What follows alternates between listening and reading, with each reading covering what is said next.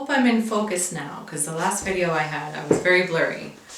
But, so the most interesting part that the most interesting thing that I have learned in architecture history so far is how the design aspects of a building can influence the mind, the psychology, and how your brain interprets things.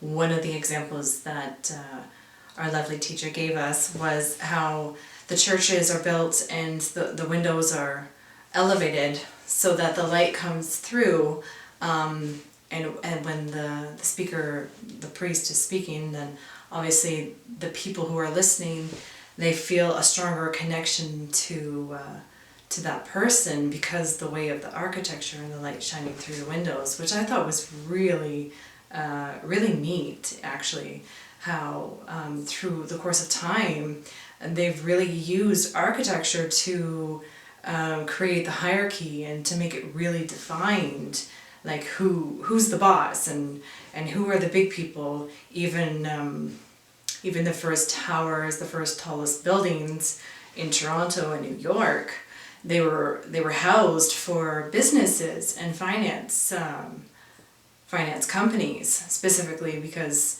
they wanted to show their presence and they wanted to show that we are the ones in charge. And I really find it interesting that through architecture, and it's continuous, that people are using elements in certain positions, and they're really creating a separate emotion just through the design.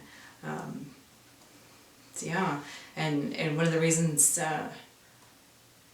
why I like that and why I'm interested in that is because as a mother and for my children, I find that they actually learn differently when they're in a different environment. And I feel like the architecture and the interior design of the space really reflects on how they learn. So, I mean, if that's just for children, imagine how many other things that we can reinvent so that people have a different, what's the word I'm looking for?